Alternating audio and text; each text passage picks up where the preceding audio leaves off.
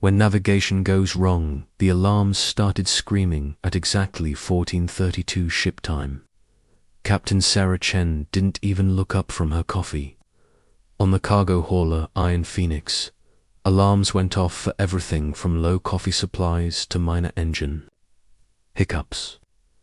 After 15 years of hauling freight between Mars and the outer colonies, she had learned to tell the difference between "we're all going to die" alarms and "something needs attention" alarms. This was definitely the first kind.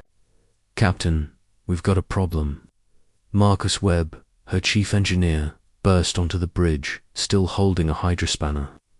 His usually calm demeanor had cracks in it. "The nav computer is throwing error codes I've never seen, and our position readings are completely off."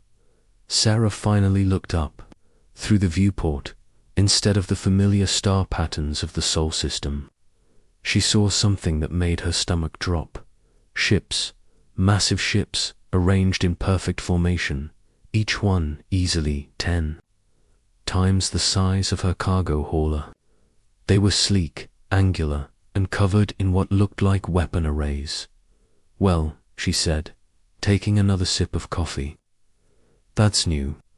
Her communications officer, Janet Reeves, turned from her station. "Captain, I'm getting hails on every frequency.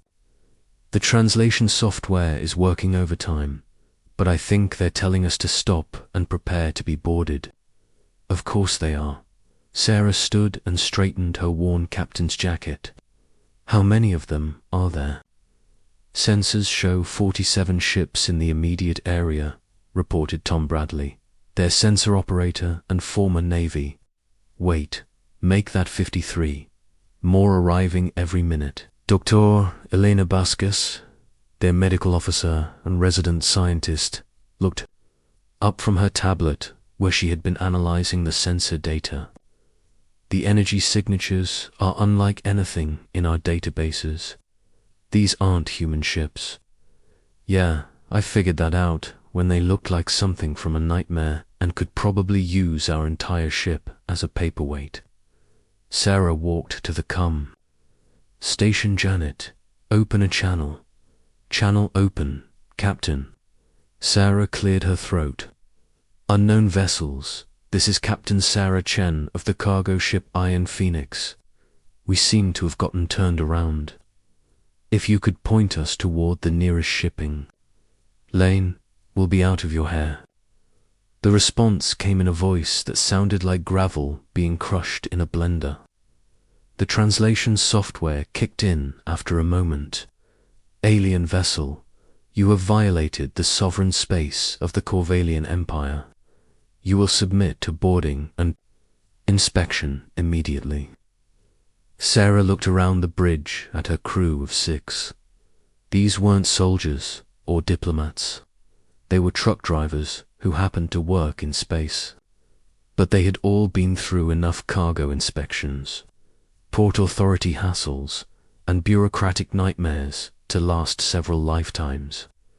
"Well," she said finally, "I guess we're getting boarded.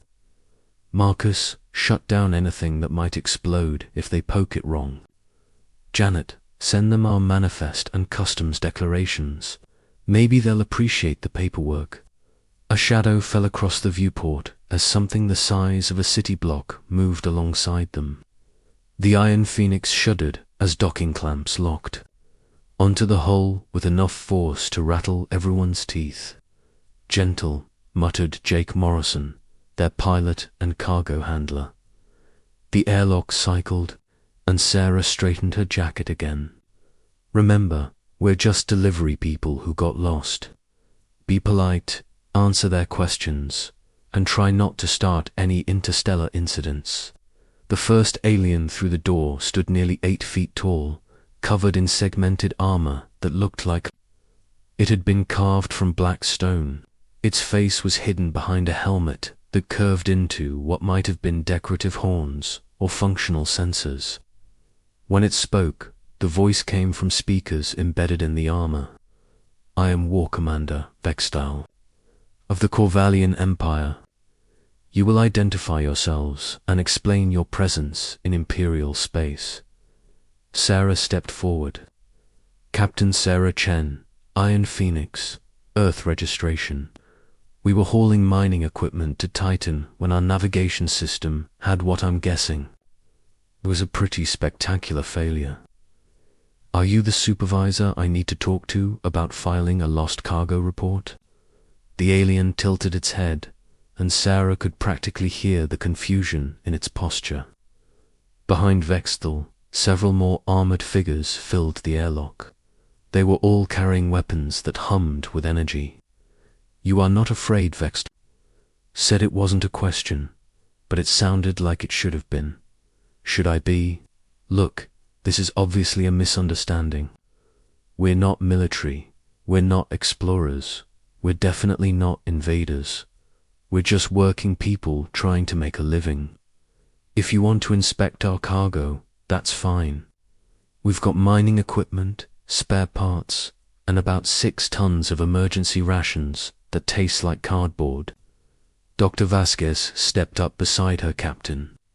I'm Dr. Alina Vasquez, ship's medical officer. Are there any biological hazards I should be aware of?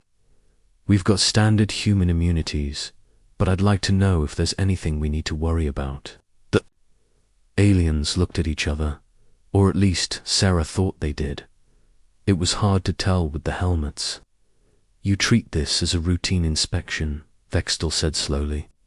Well, yeah, Sarah replied.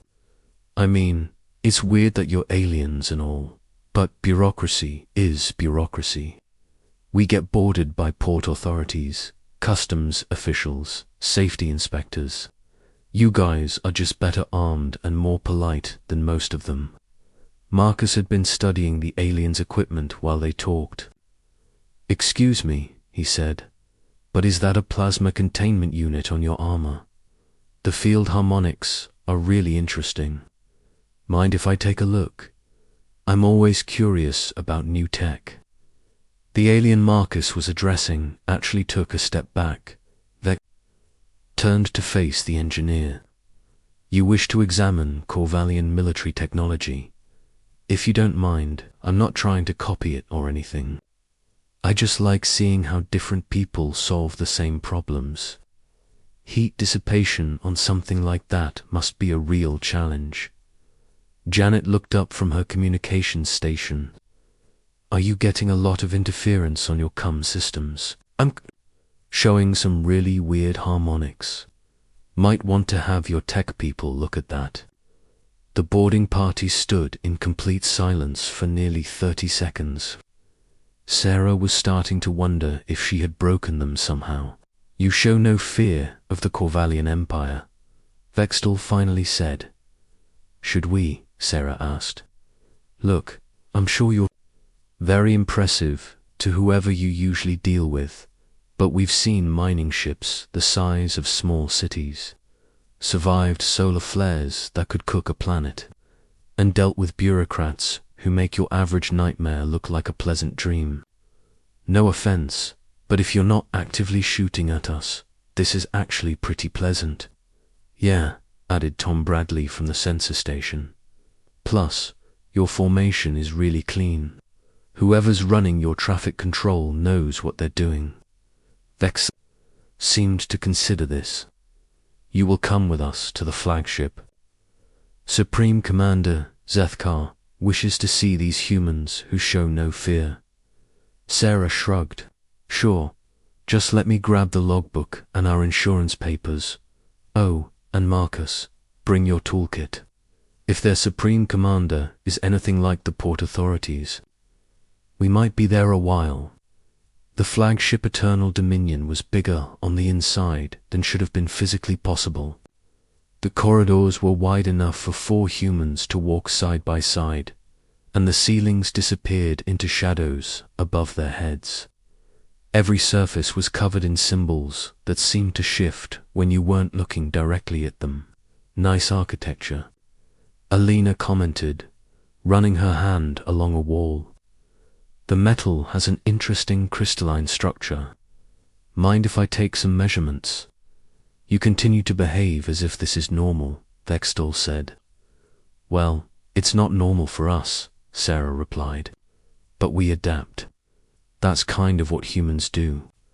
They were led through corridor after corridor, past aliens in various types of armor and clothing. Some looked similar to Vextol, others were completely different. Sarah saw what might have been a walking tree, something that looked like it was made of living crystal, and at least 3 things she couldn't even begin to categorize. Diverse crew, she observed. How many species are in your empire? 47 conquered races serve the Corvallian Empire. Vextol replied with what sounded like pride. Conquered. That seems inefficient. What's your employee satisfaction rate? The alien actually stopped walking. Employee satisfaction. Yeah. Happy workers are productive workers. If you just conquer people, you get compliance, maybe, but not innovation. You want innovation, you need people who actually want to be there. Jake, who had been quiet during the walk, looked around the corridor. Plus, this place must cost a fortune to maintain. The power requirements alone must be incredible. The Empire's resources are vast, Vextol said. Sure, but that doesn't mean you should waste them. I bet you could cut your operational costs by 20% just with better efficiency protocols. They arrived at a massive doorway that dilated, open like an iris. Beyond was a chamber that could have held a football stadium. At the far end, on a platform raised above the floor, sat a figure that radiated authority even from a distance. Supreme Commander Zethkar was larger than the other Corvellians they had seen, his armor more elaborate, decorated with what were probably battle honors or rank insignia. When he spoke, his voice echoed through the chamber without amplification. Bring the humans forward. Sarah and her crew walked across the chamber, their footsteps echoing in the vastness. As they got closer, Sarah could see that Zethkar's face was partially visible through his helmet. It was angular, with eyes that seemed to glow with their own light. I am Supreme Commander Zethkar, ruler of the Corvallian Empire. You stand before me having shown no fear, no submission, no recognition of your place as inferior beings. Sarah looked up at him. Nice to meet you, Supreme Commander. I'm Captain Chen. Is this about the navigation error? Because I can explain. That Zethkar leaned forward slightly. You do not kneel, should I? I mean, if it's a cultural thing, I don't want to be rude, but we're not really the kneeling type. All beings kneel before the might of the Corvallian Empire. Marcus looked around the chamber, then up at Zethkar. This is pretty impressive, he said.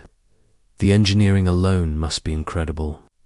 How do you handle the structural load distribution with a chamber this size? The acoustics are amazing too, added Janet. The sound engineering must have taken years to get right. Zethkar was quiet for a long moment. When he spoke, his voice had lost some of its thunder. You are not like the other species we have encountered. Probably not, Sarah agreed. We're pretty practical people. Look, Supreme Commander, we appreciate the tour and everything, but we've got a delivery schedule to keep. If you could just point us toward the nearest hyperspace lane, we'll be on our way. You do not understand. There is no leaving. You are within the borders of the Empire now. You will serve or you will be destroyed. Alina looked up at the Supreme Commander with the expression she usually reserved for particularly stubborn diagnostic equipment. With respect, that's a false binary. There are lots of other options. Have you considered licensing agreements, trade partnerships, cultural exchange programs? We could set up regular shipping routes, Jake added. Cargo hauling, passenger service. The logistics of running an empire this size must be a nightmare. Tom was looking around the chamber with professional interest. Your security setup is impressive, but I bet you're spending way too much on redundant systems. A little streamlining could save you millions. Zethkar stood up from his throne, towering over them even at a distance. You offer to help the empire that has captured you. Well, yeah, Sarah said. Look, we're stuck here until we figure out how to get home. Might as well make ourselves useful. Besides, helping people is what we do, even when those people are your captors. Sarah shrugged. Especially then. You treat people right, they treat you right back. It's not complicated. The Supreme Commander studied them for a long moment. Then, to everyone's surprise, he began to laugh. It was a sound like distant thunder rolling through the chamber. Incredible, he said. Absolutely incredible. War Commander Vextel, have quarters prepared for our guests. It seems we have much to discuss. As they were led away, Sarah heard Zethkar's voice behind them, speaking to his officers. For the first time in my reign, I have encountered a species that intrigues rather than frightens me. This requires careful consideration. * customer service complaints in space 3 days later.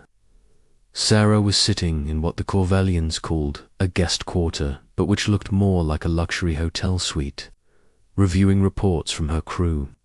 The aliens had been surprisingly accommodating, providing food that was actually edible, entertainment systems, and even a small workshop where Marcus could tinker. The door chimed, and Vextel entered. By now, Sarah had learned to read the subtle body language differences that indicated the War Commander's mood. Today, he seemed confused. Captain Chen, Supreme Commander Zethkar, requests your presence in the evaluation chamber. Sarah looked up from her tablet. Evaluation chamber. That sounds ominous. It is where we test the capabilities of new additions to the Empire.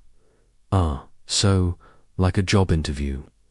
Vextel's helmet tilted slightly, which Sarah had learned was his version of confusion. A job interview, yeah, tests to see if someone can do the work. Usually involves questions about your experience, maybe some practical demonstrations. Pretty standard stuff. I do not think this will be like your job interviews. The evaluation chamber turned out to be another massive space. This one filled with what looked like obstacle courses, testing equipment, and viewing platforms where aliens in elaborate robes sat watching. Sarah's crew was already there, looking around with professional interest. Marcus was examining a device that resembled a combination lock and a puzzle box. This is actually pretty clever, he was saying to a Corvellian technician. But you could simplify the mechanism and make it more reliable if you just adjusted the gear ratios. Alina was at a biological scanning station, running samples through analyzers while a group of alien scientists watched her work. Your protein synthesis models are interesting, she was telling them. But you're overcomplicating the enzyme interactions. Jake was looking at what appeared to be a vehicle simulator, shaking his head. The control response time is way too slow. How do you expect anyone to handle emergency maneuvers with that kind of lag? Janet had found the communications array and was deep in conversation with the operators about signal processing efficiency. Tom was studying the security systems with the fascination of someone who had spent years in military intelligence. Supreme Commander Zethkar stood on the central platform, watching it all with what Sarah was beginning to recognize as his thinking expression. Captain Chen, he said as she approached, your crew has been most ... educational. They know their jobs, Sarah replied. Is there something specific you'd like us to demonstrate? The tests are designed to measure combat effectiveness, technical knowledge, and problem-solving ability. Most species require significant motivation to perform adequately. Sarah looked around the chamber. And by motivation, you mean threats. Fear is an effective motivator. Sure, in the short term, but it's terrible for innovation. You want people to think creatively. You need them relaxed and engaged. Zethkar gestured to a raised platform in the center of the chamber. The first evaluation is combat effectiveness. You will face one of our training constructs in single combat. Sarah walked over to the platform and looked at what was waiting for her. It was roughly humanoid, but twice her size, and made of what looked like living metal. Its hands ended in claws, and its eyes glowed red. Nice construction, she said, walking around it. Autonomous, or remote-controlled. Autonomous. It will attempt to subdue you through force. Okay, do I get any weapons? None are provided. Sarah nodded and walked back to the center of the platform.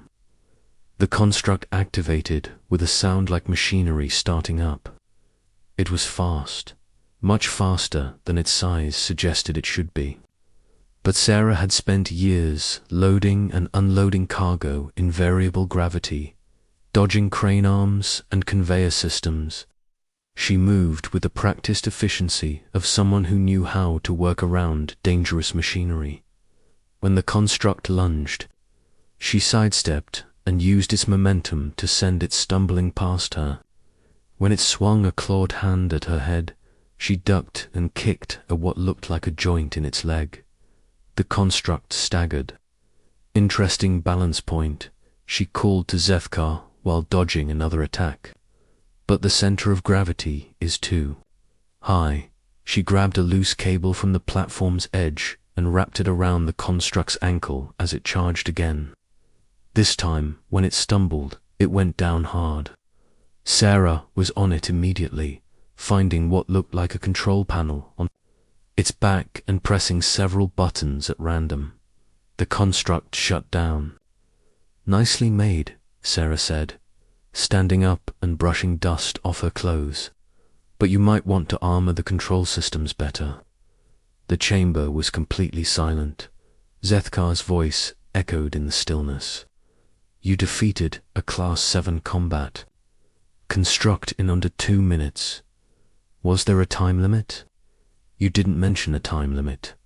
Alina called out from her station. Sarah, you should come look at this.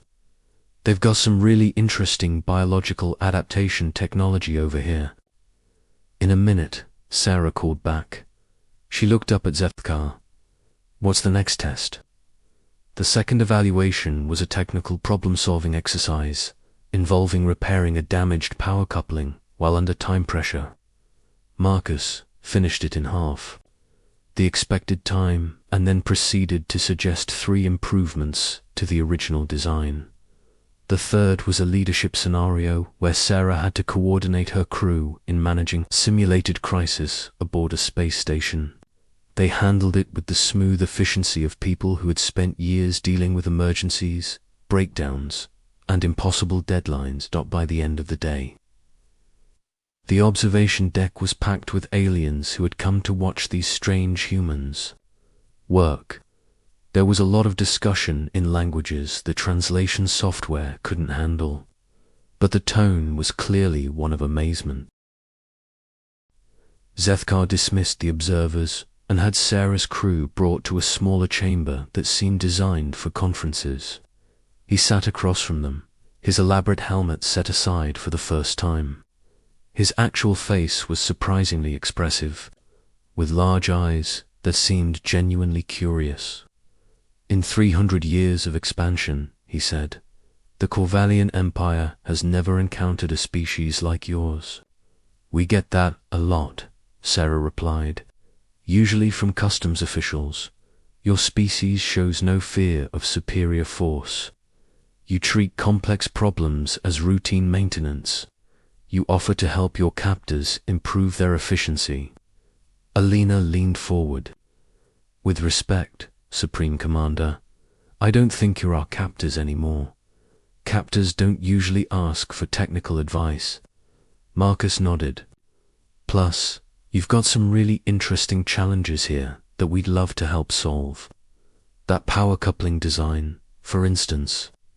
Your Empire's logistics chain has some serious bottlenecks, Jake added, but they're all fixable.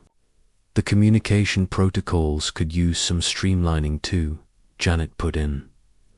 Tom was looking thoughtful.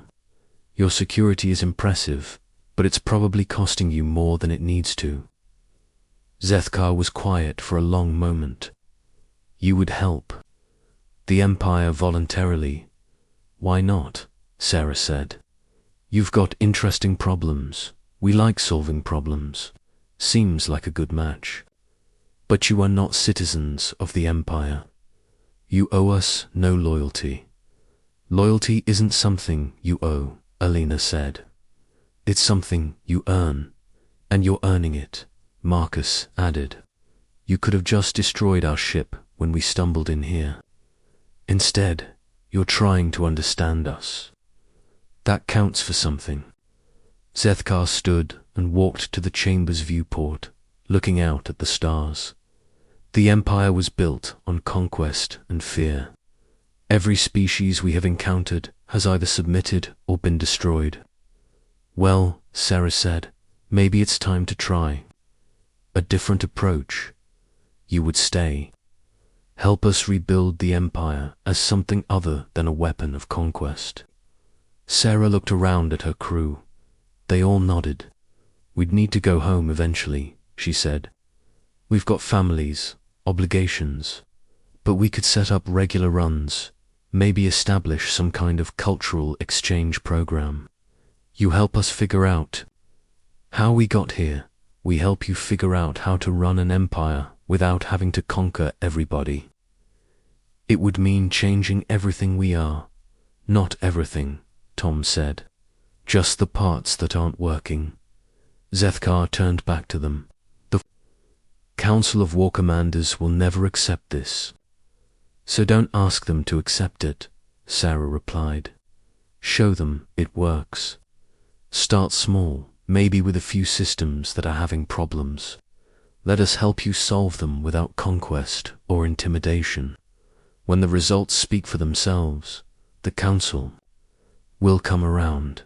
And if they don't, Sarah grinned, then we'll help you find a better council. 3 weeks later, the Iron Phoenix was leading a small flotilla toward a system on the Empire's outer rim, where a rebellion had been brewing for months. Instead of war commanders and battle fleets, the flotilla carried engineers, doctors, teachers, and negotiators. Sarah stood on the bridge of the Eternal Dominion, wearing the blue and silver uniform of what Zethkar had designated as the Empire's new diplomatic corps. Through the viewport, she could see her own ship refitted with Corvallian technology, but still recognizably human in its practical, no-nonsense design. Approaching the Kelva system, reported the navigation officer Zethkar, standing beside her, looked nervous. The Kelvari have refused all Imperial authority for 6 months. 3 battle fleets have been repelled. Yeah, that's because they were battle fleets, Sarah replied. People don't like being conquered, but they usually don't mind being helped. And if your approach fails, Sarah shrugged, then we'll try something else. That's what humans do. The Iron Phoenix broke away from the flotilla and approached the Kelvari homeworld alone. Janet's voice came over the com. This is Captain Janet Reeves of the cargo ship Iron Phoenix. We're carrying medical supplies and engineering equipment, requesting permission to dock and deliver aid. There was a long pause. Then a suspicious voice replied, Who sent you? Nobody sent us. We heard you were having some problems and thought we might be able to help. Another pause. You're not with the Empire. We work with them sometimes, but we're independent contractors. Look, we've got vaccines for that plague that's been going around, and some equipment that might help with your power grid problems. If you don't want it, we'll go somewhere else." A shorter pause this time. "You may dock at Station 3. Sarah smiled. "And that's how you start an empire that people actually want to be part of." The rebellion ended not with conquest, but with a trade agreement. The Kelvari got the help they needed with their infrastructure problems. The Empire got a voluntary member species and access to Kelvari mining technology. It was the first of many such successes. Years later, when historians tried to pinpoint the moment the Corvalian Empire transformed from a conquering force into a cooperative alliance, they usually cited the day 6 humans stumbled into Imperial space and proceeded to treat the most feared military force in the galaxy like a customer service problem that needed solving. Sarah Chen preferred to think of it as just another day at the office.